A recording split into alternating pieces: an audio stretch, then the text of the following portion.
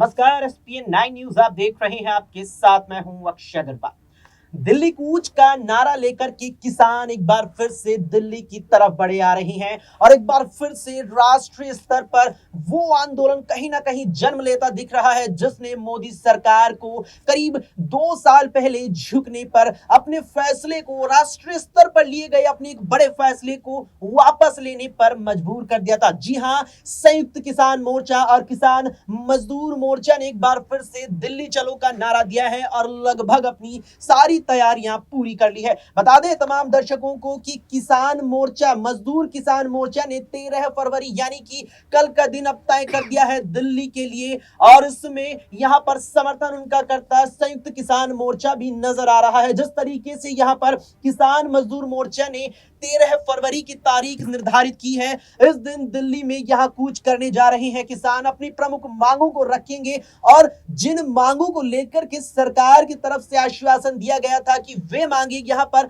मान ली जाएंगी, लेकिन अब तक भी मांगे मानी नहीं गई हैं, उनको लेकर के अब यहां पर किसान अपने अगले और तमाम कदम बढ़ाने वाले हैं। लेकिन 13 फरवरी ही महज एक तारीख नहीं है, इसके बाद अगली तारीख होगी 16 फरवरी की, जहां संयुक्त किसान मोर्चा और दूसरी तरफ पश्चिमी यूपी में खासा दबदबा जाटों और किसानों की यहां पर मसीहे के तौर पर पहचान रखने वाले राकेश टिकैत के भारतीय किसान यूनियन ने 16 फरवरी तारीख तय की है जिस दिन यहां भारत बंद का आह्वान उन्होंने किया है।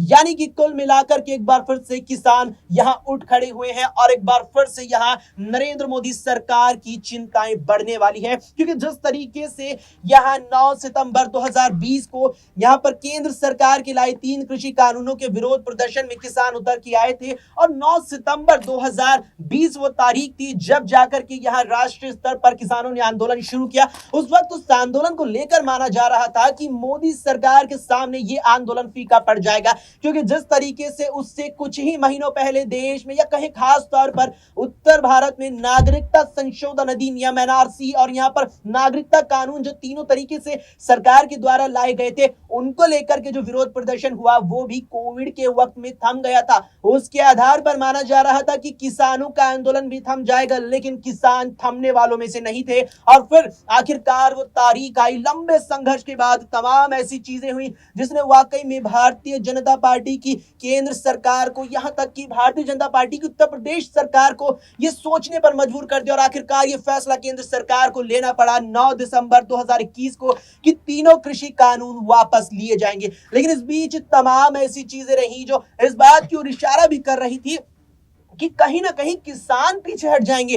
तमाम ऐसी चीजें रही कि कहीं ना कहीं किसानों से सरकार की जो कई यहां पर दौर की वार्ताएं हुई वे कहीं ना कहीं कामयाब होती नजर आएंगी, लेकिन ऐसा नहीं हुआ और आखिरकार सरकार को अपने फैसले से पीछे हटना पड़ा। उस दौरान ये बात कही गई कि सरकार अब राष्ट्रीय स्तर पर किसानों की तमाम मांगे मांगेगी और जो तमाम मांगे किसान लगातार करते आ रहे हैं पिछले 4 से 5 सालों में, उनका अगर जिक्र करें तो सबसे पहले आती है यहां पर मुख्य चीजों पर, कृषि की मुख्य चीजों पर एमएसपी को तय करना। एमएसपी के यहां मुताबिक एक तय कीमत पर खरीदारी किसानों की फसलों की हो, ये मांग लगातार किसान करते आ रही हैं और इसी को लेकर के एक आधार ये भी कहीं ना कहीं ये मांग जो थी एमएसपी की, ये आधार बनी थी उस किसान आंदोलन का, लेकिन वो मांग भी अभी तक मानी नहीं गई है और अब एक बार फिर से कहीं ना कहीं चिंगारी भड़क उठती नजर आ रही है और किसान आंदोलन के नाम की। किसान आंदोलन की बात जब भी छिड़ती है नाम आता है यहां पर 2020-21 में हुए उस आंदोलन का, जिसको लेकर के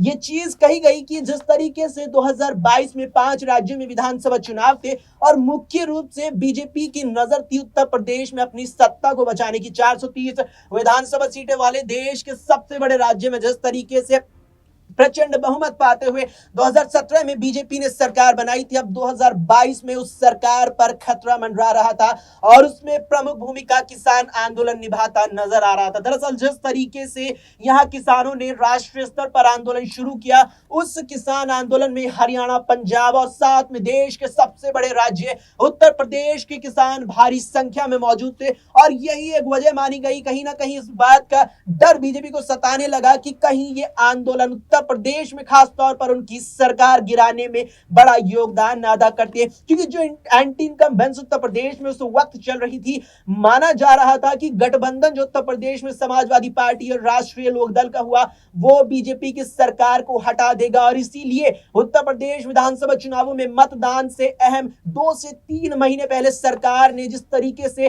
कृषि कानूनों को वापस लेने का ऐलान किया, वो वाकई में चौंका देने वाला फैसला था। और आखिरकार किसानों की कुछ हद तक जीत हो गई थी कि यहां पर सरकार को अपने फैसले से पीछे हटा दे। लेकिन इस सब के बाद भी जो बात सरकार के द्वारा कही गई किसानों को कि जो प्रमुख मांगे किसानों की यहां पर हैं, उन मांगों को अब स्वीकार किया जाएगा। मांगों की यहां पर बात आई है तो बता दें तमाम दर्शकों को, जो प्रमुख मांगे इस समय यहां पर किसानों के द्वारा है, उसमें से सबसे पहले यही आती है कि एमएसपी की गारंटी यहां पर सरकार दे। ध्यान कीजिए, उस दौर में जब यहां किसान आंदोलन जारी था, उत्तर भारत के तमाम क्षेत्र में, खासतौर पर दिल्ली के जिस तरीके से घेराबंदी की गई थी, दिल्ली की यहां बात करें तो कई राज्यों से दिल्ली का बॉर्डर जुड़ता है, चाहे उत्तर प्रदेश हो, पंजाब, हरियाणा, राजस्थान। जिस तरीके से दिल्ली की घेराबंदी किसानों ने कर दी थी, चिंता सरकार किस कदर बढ़ गई कि कहीं ये घेराबंदी हमारी सरकार की घेराबंदी न बन जाए। और आखिरकार किसी तीनों कृषि कानून सरकार ने वापस ले लिए थे। लेकिन जो यहां पर मांगे थे उसमें सबसे पहले जिस तरीके से एमएसपी की बात मांगी गई, एमएसपी पर गारंटी मांगी गई,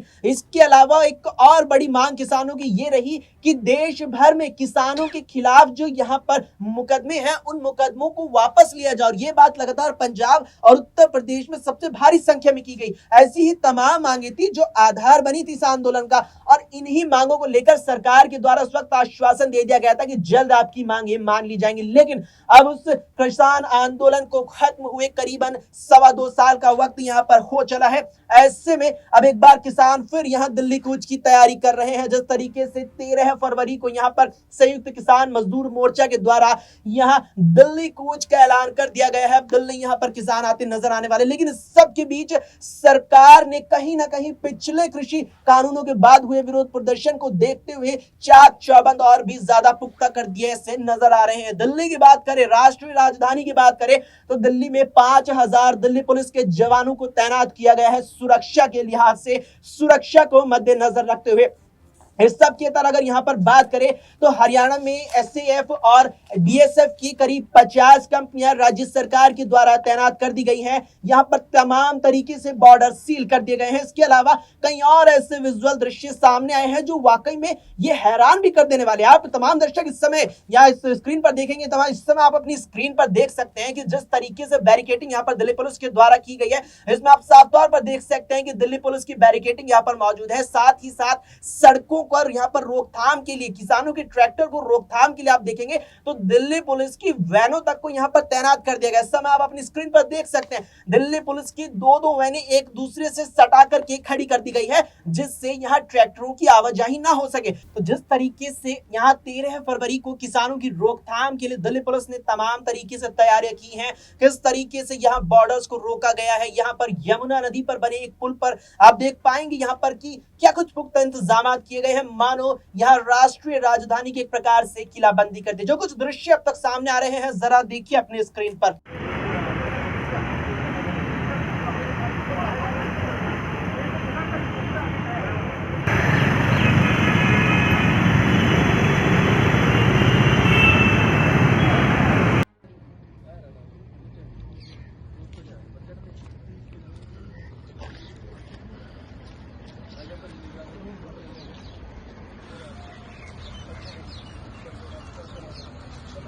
तो देखा आपने कि किस तरीके से किसानों को पूरी तरीके से रोकथाम के लिए तमाम इंतजाम यहां पर दिल्ली पुलिस के द्वारा किए गए हैं। जो 5000 दिल्ली पुलिस के जवान यहां तैनात किए गए हैं, उद्देश्य उनको यही दिया गया है कि आपको किसानों को रोकना है, क्योंकि सरकार कहीं ना कहीं इस बात से पूरी तरीके से अवगत है कि अगर ये किसान एक बार फिर से डट गए तो कहीं ना कहीं 2024 में आने वाले आम चुनावों में यहां बीजेपी को तगड़ा झटका लग सकता है। क्योंकि जिस तरीके से मुख्य रूप से हरियाणा, पंजाब और साथ में उत्तर प्रदेश के किसान एकत्र होकर के आ रहे हैं। तो बता दें कि इन 3 राज्यों में यहाँ 103 सीटें आती हैं, लोकसभा की 103 सीटें, और उत्तर प्रदेश को लेकर लगातार कहा जाता है कि लखनऊ ही वो जरिया है जिसके माध्यम से आप यहाँ दिल्ली तक पहुंचेंगे। और उत्तर प्रदेश में बीजेपी ने बीते 2 लोकसभा चुनावों में सबसे बेहतर प्रदर्शन भी किया था। ऐसे में अब किसान क्या कुछ यहाँ कर सकते हैं? क्या एक बार फिर से किसान यहाँ पर दिल्ली में डट जाएंगे? और क्या एक बार फिर से यहाँ पर प्रधानमंत्री नरेंद्र मोदी की चिंताएं बढ़ने वाली है? क्या कुछ इस पर आपकी राय है? हमें कमेंट बॉक्स में कमेंट करके जरूर बताएं। फिलहाल के लिए इस पेशकश में इतना ही। देश और दुनिया की तमाम खबरों के लिए आप देखते रहें SPN 9 न्यूज।